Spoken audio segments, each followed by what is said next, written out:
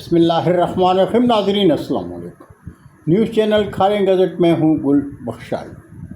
پیش خدمت ہے آج کا کالم بعنوان کھاریاں شہر مستقبل قریب میں۔ ناظرین، وزیر بلدیات پنجاب ذیشان رفیق کہتے ہیں کہ وزیر اعلیٰ پنجاب کے احکامات پر 17 پنجاب پروگرام کو مزید بہتر بنانے کے لیے کمرشل علاقوں میں دوسری شفٹ شروع کرنے کا فیصلہ کیا گیا ہے۔ کھاریاں شہر میں میونسپل کمیٹی کے چیف آفیسر مشرف بیگ وزیر اعلیٰ پنجاب کے 17 پنجاب پروگرام میں ذاتی دلچسپی لے کر خوبصورت کردار ادا کر رہے ہیں۔ جی ٹی روڈ کے اطراف میں تجاوزات ہٹوا کر کھاریاں شہر کی خوبصورتی اور سیوریج نظام کی بہتری کے لیے کام جاری رکھے ہوئے ہیں۔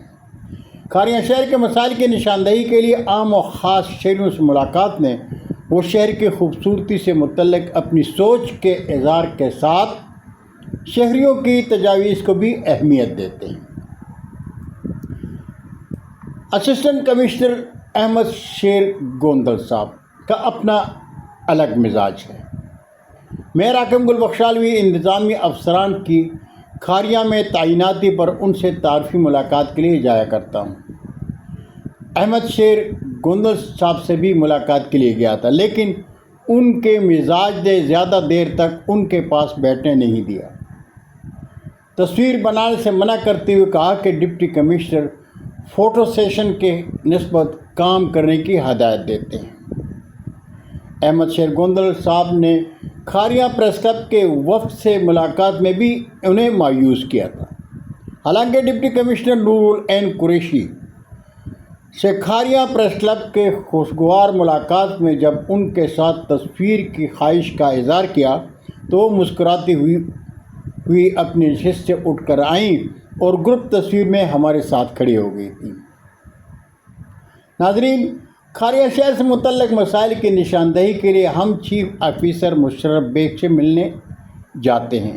وہ بڑے اتفاق سے ملتے ہیں، سنتے بھی ہیں اور وقت بھی دیتے ہیں۔